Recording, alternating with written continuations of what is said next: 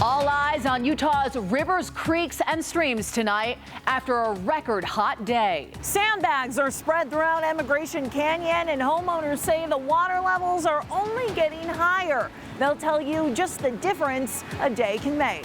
Plus, Governor Cox says the next few days will be critical in determining how Utah handles the melting snowpack. Tonight, a city in Utah County is officially on high alert. And we're keeping it warm for now, but there is a cool down on the way. When do we see a drop in temperatures? We'll let you know. Plus, Fox 13's Ben Winslow goes halfway around the world looking for solutions to Utah's water crisis. All of the irrigation water that goes on their alfalfa is under the surface. Israel's unique approach to growing crops and whether Utah is doing agriculture all wrong. We begin with breaking news tonight in Weber County. Several agencies are searching for a person they think fell into the Weber River at about 5:40 this evening. Search and rescue crews think it may be a woman in her 20s reported missing earlier today. Crews are posted at checkpoints along the river from Uinta to Marriott-Slaterville, roughly a 10-mile span. Drones are also being used in the search right now. We do have a news crew on the way. We'll have more from them later in this newscast.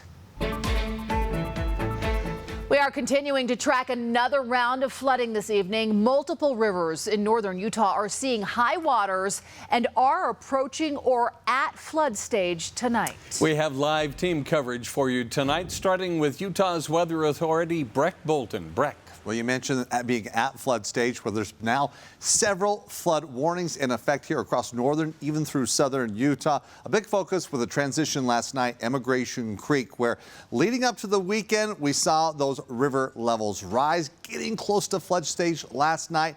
But here over the past 24 hours, needing to issue a flood warning where we've broken through that flood stage. And with these hot temperatures, where once again we broke a record in Salt Lake City, and you can see as we move from Tuesday into Wednesday, we're going to see at periods that water receding, of course, in the overnight hours with temperatures cooling off, but afternoon highs kind of see it rebounding where we have some issues in place. So that flood warning in effect all the way through Thursday at noon. You can see for Emigration Creek. Other areas where throughout the weekend we were under a flood watch, now transitioning, moving into that flood warning situation. Lower Weber River impacting areas such as Plain City, moving a little bit further eastward from Huntsville over towards Causey Reservoir. This is definitely an area where we've been seeing some minor flooding. Now, it's not major flooding, but definitely we're seeing it spill over into some yards and some fields as well. Now, turning towards Cache Valley, again, in that area where we had a watch, now a warning in place just south of Hiram Reservoir, moving through Paradise City and Garden City as well. We mentioned these hot temperatures, breaking that record today at 88 degrees. Previous record 87. How long do we hang on to these hot temperatures? And what does it mean for flooding looking ahead? And I'll let you know. All right, Breck, thanks so much. The water continues to rise in Emigration Canyon, and homeowners are exhausted from weeks of flood mitigation. They tell Fox 13 News reporter Emily Tenser the hours of sandbagging has paid off for now, but these conditions are nothing like years before.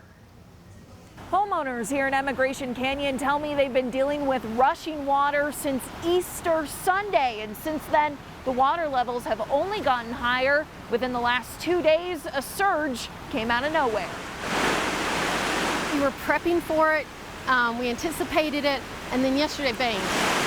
Barricades of sandbags stretch across Liska Emerson's driveway.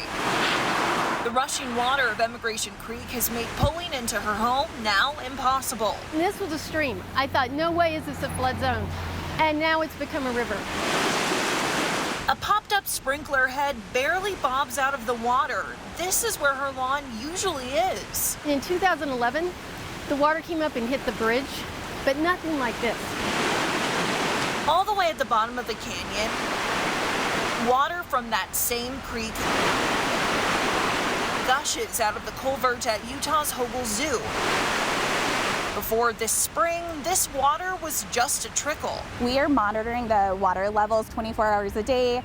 We are looking at any potential intake for the water levels. Rachel Ames says the zoo had a flood drill a few weeks ago. Areas like the African savanna are most at risk. It's all hands on deck at the zoo. We have people who would be caring for animals, people who would be working with security, as well as working with our city and county partners to make sure we have all of the necessary equipment ready to prevent any type of water coming in. The Salt Lake City Department of Public Utilities says people might see water trickling its way over roadways, but they don't anticipate significant impacts. Neighbors hope the forecasted cool down will ease the high water levels. The state of Utah just launched a website specifically for flooding. It's floods.utah.gov, and you can enter in your address to a FEMA flood map, and it will show you how at risk of flooding your home is. The website will also feature a daily situation report, and it also has resources and links to city and county departments. Reporting in Immigration Canyon, Emily Tenser, Fox 13 News, Utah. That water is coming so fast. Another place impacted by the flooding in Immigration Canyon is the historic Ruth's Diner. Despite high water and sandbagging closing most of the outdoor patio area, patrons still lined up outside this morning to enjoy their favorite dishes. It was fantastic. You love the sound of the water flowing through. You will not find better creekside dining than right now at Ruth's Diner. And the general manager of Ruth's Diner, who you just heard from, also told Fox 13 News anchor Amy Nay he hopes they don't see much more flooding because it could impact large parties they could be hosting during the upcoming Mother's Day holiday weekend. Governor Cox says the next 2 days will be critical as we watch for flooding. He says it will be a test of infrastructure around the state, but believes the infrastructure should hold. The governor adds they've been monitoring hot spots and bringing in extra relief where it's needed. I think we've been able to pick out most of the hot spots, and we feel pretty good about where we are right now. The legislature budgeted $5 million this year for flood mitigation, but lawmakers are also making rainy day funds available. Meantime, the mayor of Garden City near Bear Lake sent us these new videos of flooding in his city. As we reported yesterday, the city has declared a state of emergency. The mayor says conditions will only get worse as most of the snow hasn't even started to melt. Take a look at this video we just got in the past hour of fast-moving water in Nephi Canyon. Thanks to Jamie Stevenson Banks for sending us this video. You can always send us video of any inclement weather you see. Just send it to the Utah's Weather Authority Facebook group, and we may use it on the air. They have been working for months in Spanish Fork to get ready for what Mother Nature will throw at them tonight.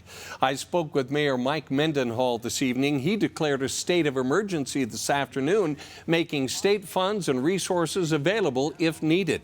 Heavy equipment is in place to remove any debris flows, and they are keeping an eye on the bridges to make sure debris doesn't build up there.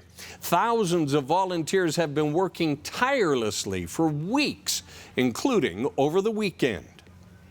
Our residents worked all day Saturday, all day Sunday, and have been on sandbag filling stations from noon, and they'll do that into the evening tonight, and they can sign up and do that tomorrow as well. It's been amazing to see, Bob. Over 5,000 volunteers from all over the city have filled over 50,000 sandbags and deployed them at strategic places.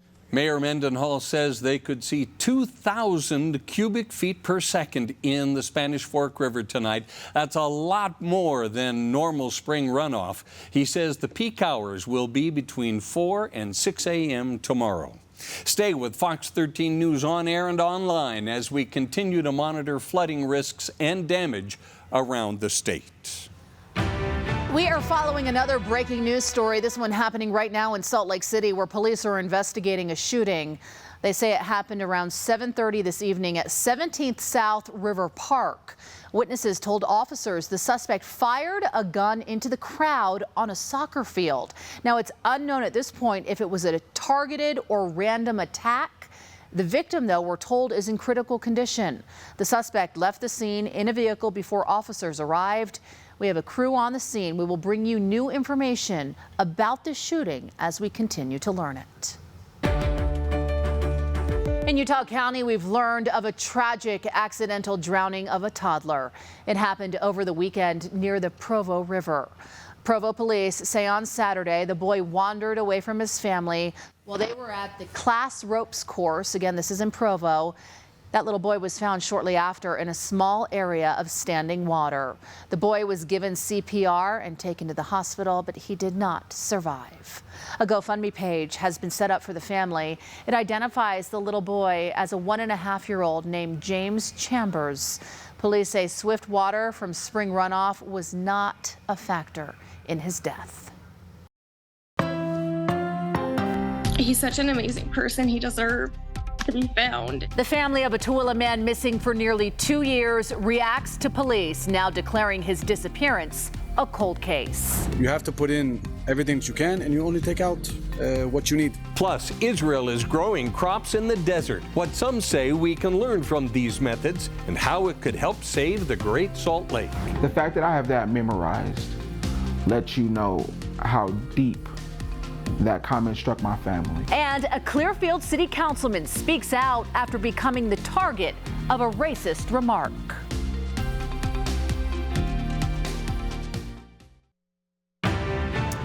If you're just joining us, we're following breaking news in Weber County tonight. Crews are searching for a missing person who witnesses say fell in the Weber River earlier this evening. Let's go live now to reporter Jenna Breed. Tell us, Jenna, what do you know so far? That's right, Bob and Kelly. Just before 6 tonight, Weber fire officials responded to a call about a possible drowning on the Weber River. The Weber County Sheriff's Office has drones searching. They've got the Weber County Search and Rescue kayak team out here. Ogden, Riverdale, South Ogden, South Weber, and Davis County are all responding. You know, originally there was a report of a missing juvenile, and law enforcement thought that was the potential victim, but that is false. It is actually a woman in her 20s that has been reported missing. They have not found her in the river yet and are worried about losing light and need to pull searchers out soon. We will continue to keep you updated as we learn more about just what is going on and as soon as that woman is found and how the search is rolling out tonight. But we believe they will be pulling crews out of the water soon as most of the light is gone tonight. Reporting live in West Haven, Jenna Bree, Fox 13 News, Utah. Jenna, thank you for the update. The Department of Corrections and Adult Probation and Parole are among several agencies and individuals accused of endangering Utahns. Today, a complaint was filed on behalf of 6 groups of plaintiffs, some representing Utahns who have died. They claim they or the people they are representing were victimized by people paroled who should not have been paroled. Attorneys representing the plaintiffs say their clients were assaulted, abused, raped, or victims of arson, even murder. This case and this complaint's a long time coming. We started getting contacted by this almost a year ago, maybe a little longer, by people, by victims of these actions, by these state actors. And this took a lot of interviewing and discussion and research and time. And throughout that process, more and more victims came to light and came to us. The victims also think there are other victims out there with similar experiences as well. New tonight, the man at the center of a shooting at an Orem apartment complex last fall has learned his fate. 18-year-old Joseph Richard Vandermeed was sentenced to 1 to 15 years in prison on 2 counts of attempted murder. On the morning of November 19th, Vandermeed shot 2 men at the Access Apartments. One of them was hit in the abdomen, the other was shot in the pelvis, but his phone blocked the bullet. Today in court, Vandermeed apologized to his victims and their families, expressing regret for his actions. Someone could have died, and I can't imagine what a parent would be going through, not being able to see their son ever again. The judge also ordered Vandermeed to never make contact again with his victims. All right, moving to the forecast, big focus for flooding, big focus on the snowpack situation. I want to share a photo coming in. This is from Stephen Pierce highlighting Twin Peaks, and this is looking over the past 3 years. So May 1st, 2021, this is what it looked like. This is what it looked like last year. Of course, we were coming off looking at extreme drought conditions, not as much snow. And then this is what it looks like as of today. Still a lot of snow to come down. We've been doing a good job depleting the low elevation snowpack and getting a good handle on that mid elevation snowpack. It's the upper elevations where we do have to bring a lot more, and we have a few weeks where we'll have to contend with this situation with high alert for the flooding because there's still a lot of snow to come down. Really accelerating the snow melt though with temperatures like this, where once again it looks like we tied a record for, we kind of got some information, was it 87, 88, either way, record breaking temperatures today, 20 degrees above average. And right now a view from our Oquirrh Mountain camera looking across the Salt Lake, Tooele Valley I should say, a few high clouds in place. We're still holding at this hour onto the 70s here in Salt Lake City. A very mild evening. It was a toasty one where temperatures here in the overnight hours not cooling off too much. We get down to about 60 degrees for overnight lows. I want to show you again looking at Immigration Creek.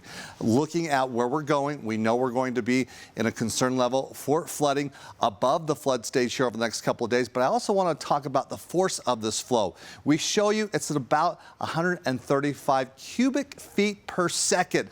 Now, the average NFL player is 3 cubic feet, so this is like having a full NFL team rushing at you all at once in about 1 second. So we want to be avoiding these rivers and be mindful with our river safety. Again, especially with children, with kids, we just don't want to be close to these areas. Now, we mentioned the flood warnings here all throughout northern Utah, Garden City, Lower Weber, Ogden River, and of course, Immigration Creek, but also turning towards areas such as southern Utah. We do have a flood warning in effect for Sevier River. As you can see, moving along 89 there, Panguitch, Hatch.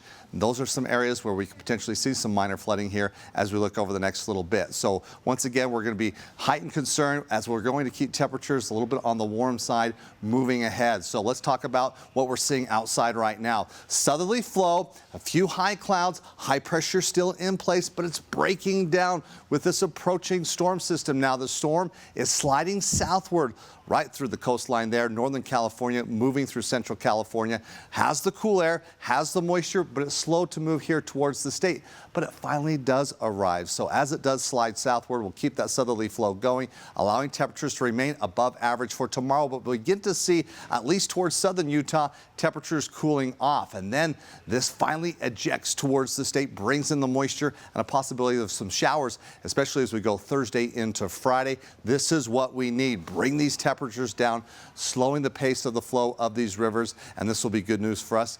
One thing of concern, as those showers do come in, coming off of this high river flow and these warm temperatures, if we get heavy rains, that will not be a good situation. So for tonight, we're looking at partly cloudy skies. Tomorrow, a few clouds around. It's still warm, 80s here along the Wasatch Front, but 70s to 80s for southern Utah, a little bit cooler. And it only looks to cool down as we go forward with that cool front approaching with a chance of some scattered showers, maybe an isolated thunderstorm, but we go down into the 60s and then 70s for the weekend. Northern Utah, 80s, then we get hit with 70s. This is good. And then it's 60s. This is where we should be for this time of the year. We have to bring the storm. We bring a chance of showers with some scattered rain into the weekend. But all in all, we'll be back down into the 60s. All right, a couple more days of that heat, though. Breck, thank you.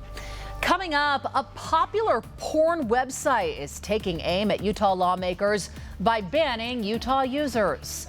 What they want users to do instead of looking at porn.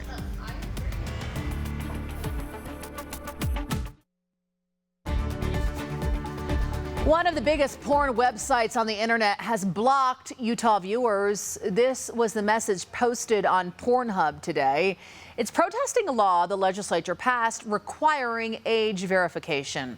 The site says it does not want minors to view adult content, but the way the legislature wrote the law, adult viewers are required to provide ID every time they log in. So Pornhub is blocking Utah viewers and tells them to call their lawmakers. The Free Speech Coalition, that's a trade group representing the adult entertainment industry, says the new law pays little attention to technology or how it's implemented. The sponsor of the bill says he suspects the site will ultimately comply. Governor Cox declared today Children's Mental Health Awareness Day in Utah, part of May's National Mental Health Awareness Month. The governor wrote, "It's time to prioritize the importance of mental health and raise awareness about the challenges our children can face. Let's all make a commitment to support those struggling with mental, emotional, or behavioral issues and create more compassion or a more compassionate and resilient community." Earlier tonight, we spoke with the president and CEO of the Children's Center Utah about the governor spotlighting this topic to help our youth. It's so important that we recognize that infants, toddlers, and preschoolers have mental health and that they can experience mental health challenges and concerns. And the sooner we intervene, the better chance that child has to gain the tools to thrive. To learn more about the Children's Center Utah and the services they offer, go to childrencenterutah.org. Nearly 2 years since a Tooele man walked out of his home, and he hasn't been seen since. This case is being moved into an inactive case, where people more know it as a cold case. What the family of Rick Morris says comes next. How am I going to reach tomorrow if you're hating someone who looks like me today? A Clearfield City councilman speaks out after he was the target of a racist comment. BYU quarterback Jaron Hall heard his name in the NFL draft. His reaction in sports.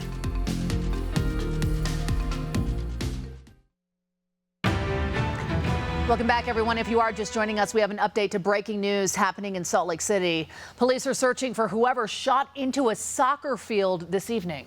One person was critically injured. Officers are asking for help tracking down the suspect. Fox 13 News reporter Emily Tenser is live at 17th South River Park with more details. Emily, what can you tell us? Salt Lake City police tell me this shooting is very concerning. They don't know if it was targeted or a random act of violence, but the shooter is still not caught. I'll have you take a look at just the amount of police presence here just spread across the soccer field. They say a suspect opened fire into a crowd on the field here at 17th South River Park. One of the people on that field was shot and rushed to the hospital in critical condition. The shooting happened around 7:30, and witnesses tell officers that the suspect originally pulled up riding a bike. The suspect started shooting in the parking lot, damaging one car, then fired at the crowd on the field. He then took off on his bike and then got into a vehicle that drove away. The Salt Lake City police are asking for the community's help identifying the shooter and the vehicle that took off. They're asking anyone with cell phone video or information to call the police department. Now they expect officers will be here investigating for a few more hours, and officers don't really know if this game, if it was an organized game through a club or an event, or if it was just a casual gathering. We also don't have any information on the victim, whether that's age, gender, or name.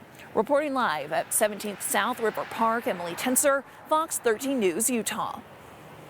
In the Negev desert, I think they get like an inch of water a year or something like that. It's pretty minimal. And they had this huge strawberry farm, which were super delicious, the strawberries, but they really honed in on how to maximize that supply of water that they had. Strawberries in one of the most unlikely places. Israel's use of technology and conservation measures to grow crops has the attention of Utah water and agriculture officials. As part of the Great Salt Lake Collaborative, Fox 13 News political reporter Ben Winslow traveled with a Utah delegation to Israel to look at how crops are grown there and whether Utah should be doing the same. Here is more of Ben's report.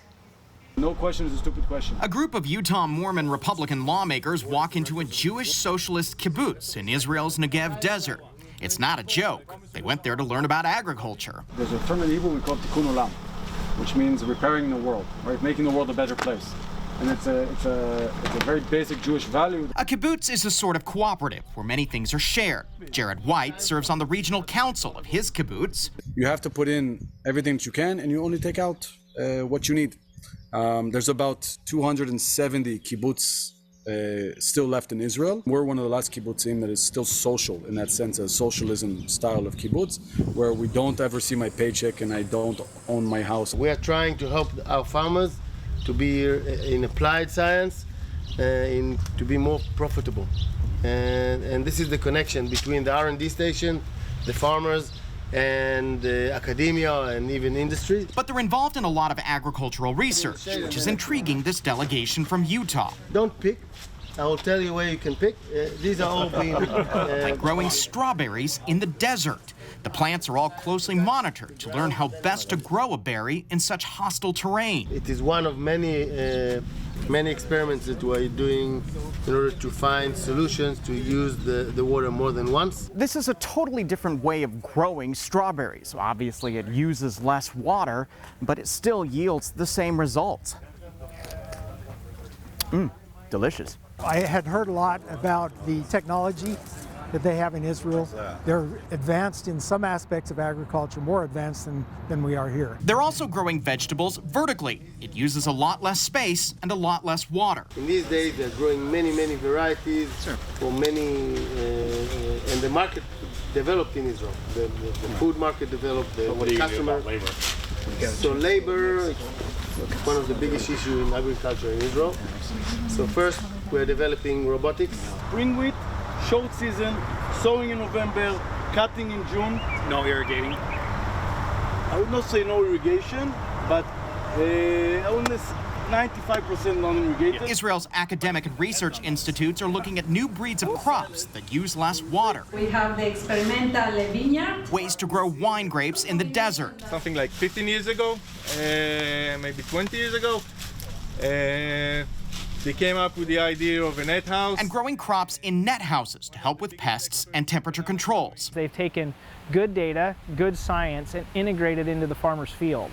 One thing we haven't seen in Israel, sprinkler systems to water plants. Like Utah, Israel's top water user is agriculture. It's a large part of their food supply. But in addition to using wastewater for crops, Israel also relies on drip irrigation. It's used everywhere from flower bed to crops. Yes, Israel also grows alfalfa, but it's watered differently. They actually plant alfalfa with subsurface drip irrigation systems. So all of the irrigation water that goes on their alfalfa is under the surface. So there's no evapotranspiration at all. Netafim is an Israeli company that makes drip irrigation systems, both above ground and below ground. They've created ways to maximize water savings, and they say their systems can help agriculture producers use up to 50% less water. Drip irrigation is the technology that can make the difference in agriculture between what you are doing today versus what you can do if you do adopt drip. Representative Casey Snyder says it's something Utah should look to implement. As I look at water in our state, how we use water in our state,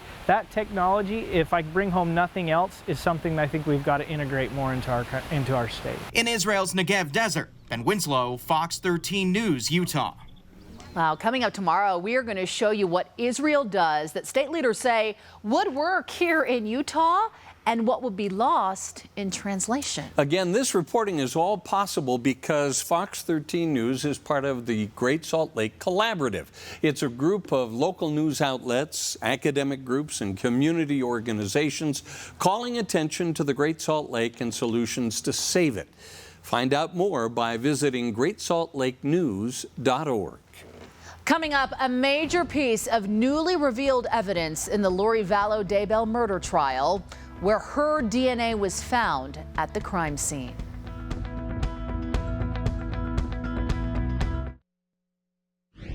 As we begin week 4 of testimony in the Lori Vallow Daybell murder trial, the court looked at a key piece of DNA evidence today that could change the direction of this case. Court TV correspondent Chanley Painter reports from the Ada County Courthouse in Boise, Idaho.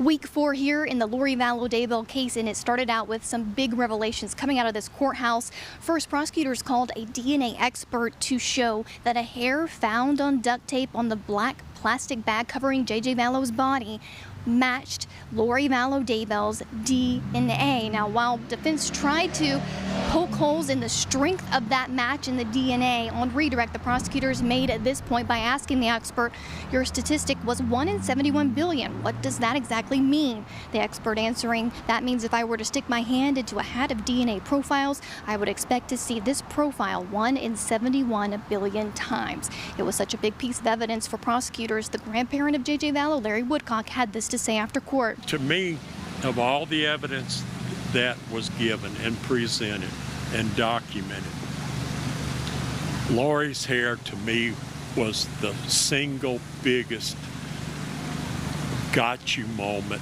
The jury also heard from Dr. Eric Christensen, the medical examiner who performed the autopsy on Tammy Daybell after her body was exhumed December 11, 2019. He told the jury he believed Tammy's cause of death to be asphyxia and manner of death homicide. He also pointed out acute injuries that he thought were consistent with someone who had been restrained or asphyxiated, and there was no evidence of having seizure-like activity. Coming up, we expect another full day of prosecution witnesses here as week 4 rolls on. Reporting in Boise, Idaho, Chanley Painter, Court TV. Well, as we go to break, sharing another video coming in near Garden City, Bear Lake, the water flowing, sandbags. Well, they filled them up and they're putting them to good use. Under a flood warning right now. Are there any other areas that could move to a flood warning as we look ahead? I'll let you know after the break. I'm Andrea Irvin, and the NFL draft wrapped up over the weekend. BYU quarterback Jaren Hall reacts to being drafted to the Vikings in sports. And Tony Finau won his 6th victory, 4th in the last year. Hear from the Rose Park native coming up in sports.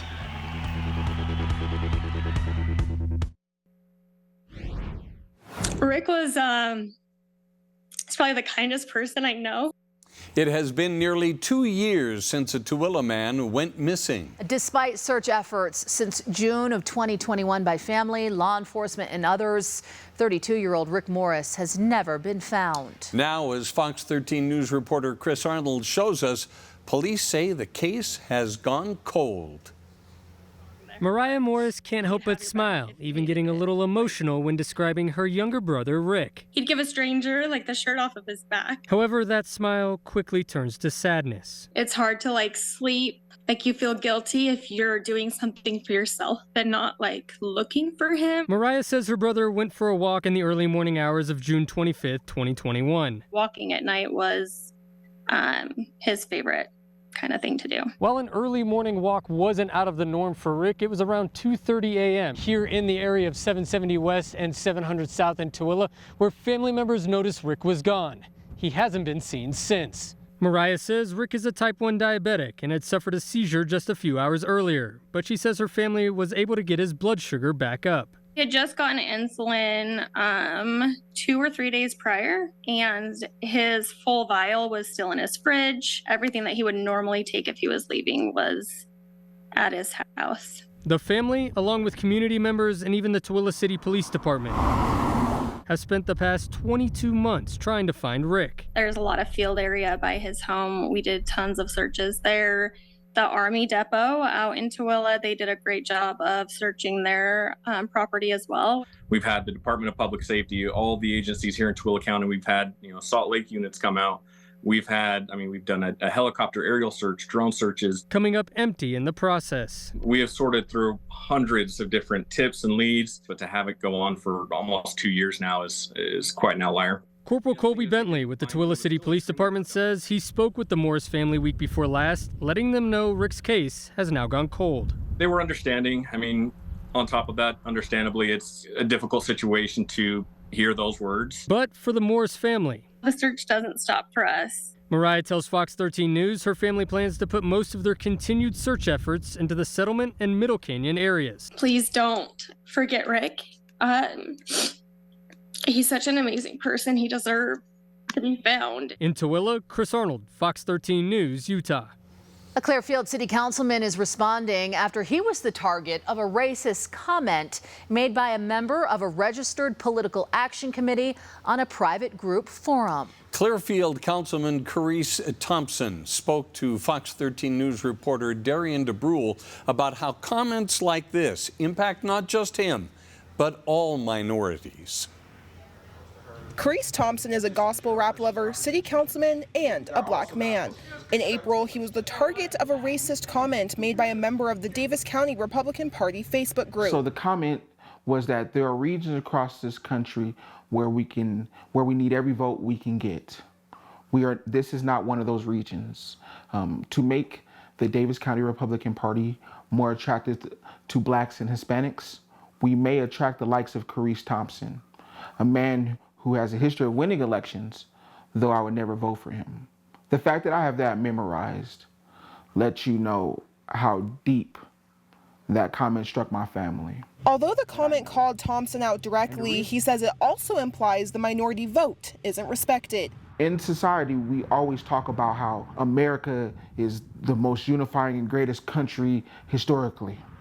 The reality is that we can't live up to any of the past follies of the past and the things that we're trying to advance today with the ideal that appeasing to minorities in some way lowers the brow or lowers the quality of politics. Thompson says comments like this show there is more work to be done surrounding race. When you have a cabal of people together who have no idea how to navigate dynamics outside of their normal everyday bubble, it leads to both ignorance and racism. Racism in any form is unacceptable, and it doesn't matter where it comes from. We have to stand up to that wherever we see it. Utah State Treasurer Marlo Oaks, alongside other members of the Republican Party, also condemned the comments. Thompson still stands strong with his party and agrees comments and actions like this can't be tolerated. As this changes and grows, the youth, a lot of the youth, tend to measure how we operate as Republicans when it comes to how we operate with people who are black, like it or not. And we got to reach those kids because we want those kids to be our voters. How am I going to reach tomorrow if you're hating someone who looks like me today? I reached out to the original poster of the comment, and he says he knows he made a very poorly thought out remark and that he deeply regrets what he said. He also said he has reached out to Thompson to apologize. He says he's not going to clarify what he said because clarification could look like justification, and he knows what he said was wrong. In Clearfield, I'm Darian DeBrule, Fox 13 News, Utah. It was another warm day across the state. We mentioned in some areas breaking records, tying records in Salt Lake City. Again, the record today was 87. That was tying the record previously set, as we found records in Provo all the way down through Escalante. But some of the warmer temperatures here across northern Utah, slightly cooler across the south, as we're starting to see a cooling trend throughout the state, but a big temperature drop on tap to reach us by the middle of the week. Right now in Salt Lake City, 77 degrees, partly cloudy conditions. We're going to hang on to a few clouds going into tomorrow, but we're staying dry and still staying warm. Now, an update, of course, with the snowpack, we've been bringing down the low snowpack elevations or low elevation snow there, mid elevation as well. It's the upper elevations we're keeping an eye on. I want to just give you an update. Ben Lomond Peak, where as we've been breaking records, we got up to 80 inches of water. So if we melted all that snow, that's what it would come down to. Right now, it stands at about 72 inches. So we've seen a 15% drop in the snowpack up at Ben Lomond Peak. We got a lot more to go. And we have the time here, and of course, as we do see these warm temperatures, we've been accelerating that snow melt, and that's posing all kinds of problems with the flooding situation. Good news, we're bringing in a cool front, but then also bringing some rain showers. As we're looking in Salt Lake City, chances for those showers, again, Thursday with some lingering scattered showers, Friday potentially going through the weekend. Again, not a washout by any means, on and off rain. But that means we're going to see some cooler temperatures, which is good news. Now, high pressure still in place, breaking down with this storm system approaching. It's going to take a couple of days before it reaches us as it digs southward and then pushes towards the state. We'll start to see a little bit of a cooling trend initially across southern Utah, but we don't see the rain. We'll hold it back, mainly keeping the focus through Nevada and California until the storm, as it churns, finally moves towards the east. But again, it's Thursday as we'll see those showers in place and even impacting southern Utah initially. But then throughout the weekend, we'll keep the possibility and chances of those showers going throughout northern, central, and northeastern Utah. and we may see a few isolated thunderstorms as well. Now, this is not packing cold air. We might see snow at the very high elevations, but definitely keeping it away from most spots, as it will be mainly rain, and especially rain in the valleys. Now, Salt Lake City, it's 60s and 50s tomorrow morning. A slightly cooler start, as we're going to see afternoon highs a little bit cooler, but still well above averages. We should be in the upper 60s. Once again, in the 80s, Ogden through Salt Lake City, 70s in Provo. Looks like mid to upper 70s through central Utah, and only 80 degrees in St. George with a few clouds. We'll hold on to the low 80s. You'll see a day of some rain, maybe an isolated thunderstorm, then drying out for the weekend as temperatures will build back up to near 80 degrees by Monday. Northern Utah, this is what the doctor ordered here, bringing those temperatures down. We see us returning to seasonal averages. We'll have to bring in the rain and those showers throughout the weekend. It's spring rain, spring temperatures, but still feeling the heat for the next couple of days. The NFL draft wrapped up this weekend, and BYU quarterback Jaren Hall is headed to the Minnesota Vikings. This is the second time in 3 years a BYU quarterback was selected in the draft. Hall said that Minnesota was one of the first teams he spoke to in the draft. With the 164th pick in the 2023 NFL draft, the Minnesota Vikings select Jaren Hall, quarterback, BYU.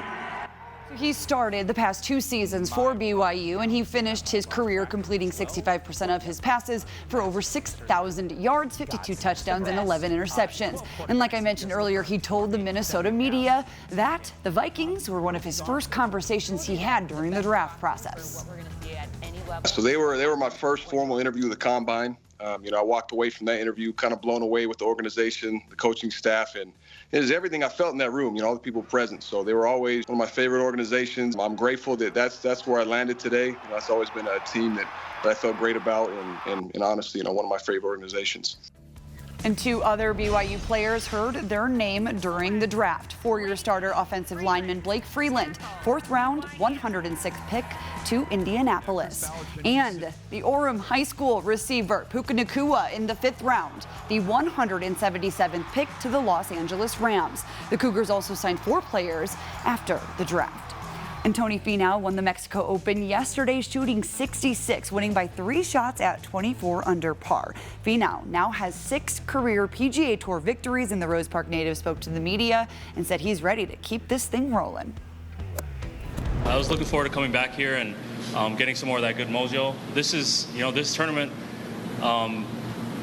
propelled me, I think, into the season that I had last year.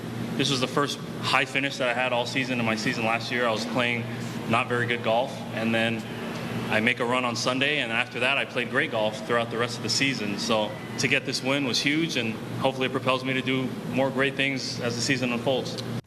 And the NBA playoffs continue. Game 1 between the 76ers and Celtics without Joel Embiid. Jason Tatum on fire from deep, count 3 of his 39 points, and James Harden answers in the corner from behind the arc. Let's go to the 4th quarter, where Marcus Smart cuts the baseline, draws the foul. It's a 4-point Celtics lead. With under a minute left, Tyrese Maxey picks off the pass and throws down 76ers in front by 1. Under 20 seconds left, James Harden coming in clutch. He buries the dagger 3, finishing with 45 points. Philly takes game 1 over Boston, 119-115. And the Utah Grizzlies are tied at 2 with the Idaho Steelheads in game 6 of the ECHL playoffs. Good luck, Grizzlies. That'll do it for sports. We'll be right back. Coming up in Quickcast, updates on stories, breaking news stories along the Weber River and in Salt Lake City. Stick around. We'll be right back.